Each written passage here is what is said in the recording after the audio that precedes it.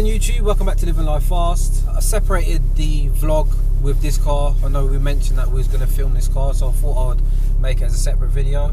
This is Nick Power's Big Power Mark 6 GTI. Was it running 500 plus bhp? 530, 2-bar boost. So yeah, we're just going to go for a spin, normal format. Hope you enjoyed the video. See you guys in a second.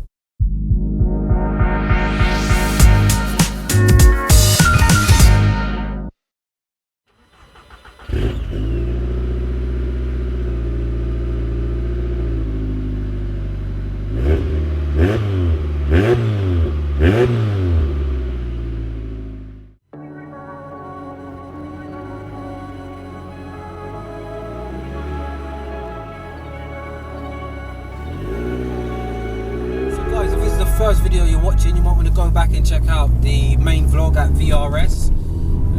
You'll see all of the details of this car. I'll get Will to brush over on a few details of the car, but like I say, if you want to see everything in depth, check out the previous video, which there'll be a link to in the description.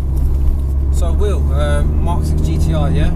Yeah, Mark 6 GTI. 500 plus bhp, so how's that? Yeah, 2-bar boost makes 530 horsepower. Yeah. But for the road, I mean, we run it at 1.7 bar down to 1.5 bar on the road, just because, you know, just traction issues. So the car's a bit of a scene car and a little bit of a power car. So oh, you mean looks wise? Yeah, scene looks wise. So yeah. You know, it's got H&R ultra low suspension. Yeah. It's got the SRS wider front wings, so that even though the car's really low, you can still get full lock without it scrubbing the tyres. Yeah. 20-inch heated beta wheels. Big Porsche brakes on there.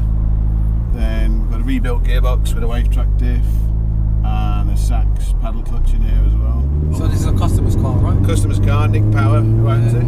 He entrusted us to do the job from the beginning. And is the work just being done now?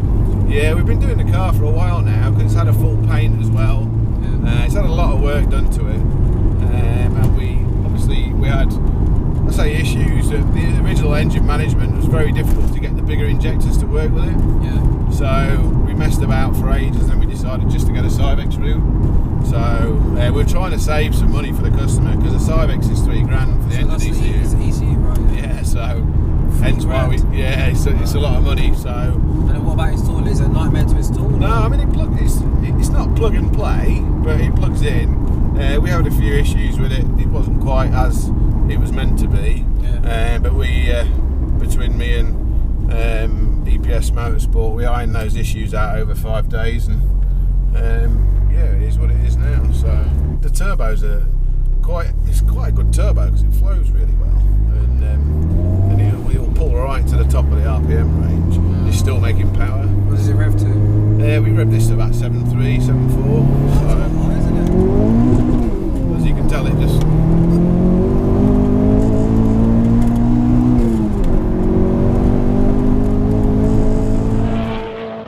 That was a different feel to Dave's car because obviously he's got the DSG, hasn't he? Yeah. So with this, you got the boost, it kicks in and then. Well, that's what I mean. It comes in a bit later than Dave's because it's a slightly bigger wheels on the turbo, but it's just a completely different sort of thing.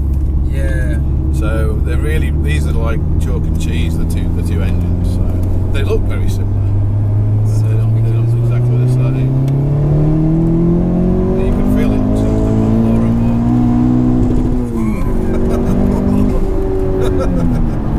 So yeah. That revs well high, but didn't it? Yeah. What did they rev in stock for? Stock's sort of 6-7, but because we've built this engine, you know, with steel rods, different pistons, fully balanced. You know, we got higher poundage valve springs in there, so when you're revving it higher, the valves, you know, you don't get valve flow, so you don't get misfires. Yeah. You reckon this is just safe at this power? Yeah, I mean, we dropped it down. It makes about 470 at peak power now. Is that what it's at now? Yeah, it's about 470 now. So the thing is, it'd be a complete waste of time turning it right up to 530 because it just wouldn't go anywhere. Yeah. I mean, when you go over a bump now, it tries to, you know, as you go over a bump, it'll try and spin the wheels, which is it's not the best thing for you when you're trying to drive quickly in a car. So, you know, maybe if the suspension was, you know, higher up and, you know, proper track tyres on the car, you could probably run that sort of power. But with the way the car is, it's a bit of a compromise. You know, the customer wants power, he wants something that looks nice in the engine bay and outside as well. So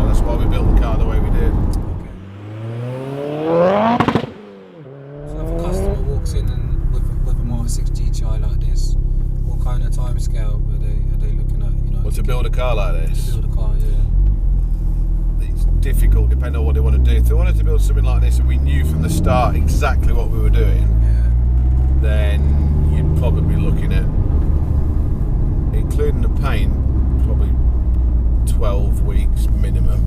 Okay. Because what we'd do is we'd pull the engine out whilst it was going for paint, and then do that whilst it was gone. So roughly 12 weeks, but you'd want to know from the start exactly what you were doing. We'd only take on realistically 3 to 4 of these big jobs a year, just because of time. Like obviously from Dave's video, there's a lot of comments about the front wheel drive, like you can't put that kind of power down the front wheel drive. But I mean, like you say, it's not as bad as people are making out, though, is it? Like, I mean, all it is a little, of course, traction off the lights, you know, traffic light races. It's not really going to be great unless you know, start. People have been building big power front wheel drive cars for years, you know. It's not a new thing to do it. When you go to Santa Pod and, you know, there's front wheel drive cars that are 6, 7, 8, 900 horsepower doing a quarter mile strip in, you know, 8 seconds. So, you know, that's fast. And they're doing 170 mile an hour in 8 seconds. You know, so people saying a front wheel drive car can't be fast, well, that's proof that it can. Yeah, they use drag tyres, yeah, it's on a special surface, but it's the same on the road. If you've got 500 horsepower, it's controlled by your right foot, so if you don't push the throttle all the way down, it ends 500 horsepower. It's nice and simple. But the thing is, a lot of people can be negative about it, but until they drive the car, you know, a lot of people will change their mind as soon as they drive it. Like if we accelerate now, we're straight up to 60 mile an hour there. You know, that's quick. You know, not many. Yeah, so, but it's front wheel drive. Yeah, it wheel spin a little bit, but it still gets there. A 4-wheel drive car would be quicker, but not every car's 4-wheel drive. So.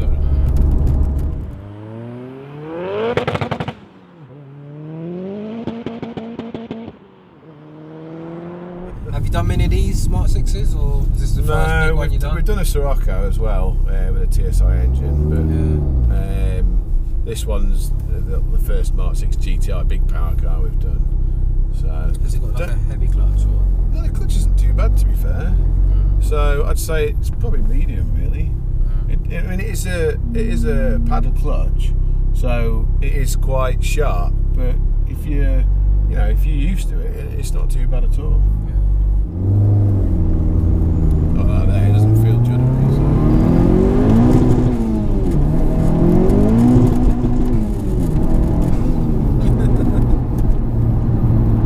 Even at 470 brake, it's still fun, isn't it? You know? It literally is like, obviously it's weird because like since the channel I'm jumping in all these different high power cars, but this is everything you'd expect it to be. A 470 brake front wheel drive. Flary car, yeah. But then it looks, when you look at it, you'd think, people who look at it probably think it's just stock. Yeah. Because it's got that scene look, you know. So if we come off this roundabout in 3rd gear, because it's got the wave track diff in there, it should pull us off without blitzing the wheels. Okay. So if even for blow up, yeah. So if even so flat down there.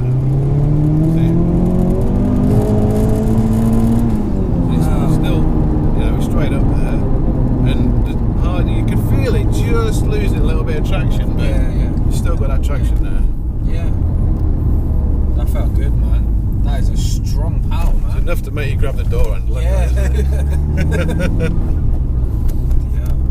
That is the secret to the car, would you say? The diff in it. Yeah, if this didn't have a diff in it, it would be, it wouldn't drive like it does now. Yeah, it needs a diff. Right, so guys, going to end the video there. Thank you, Will, for taking me out in the car. Completely milks my whole channel. We've got like 3 videos out of 1 trip, which I'm happy about. It's good. Hopefully you guys ain't annoyed. But yeah, remember, thumbs up if you enjoyed it. Subscribe if you're new to the channel. And I'll see you soon. Thanks for watching. Bye.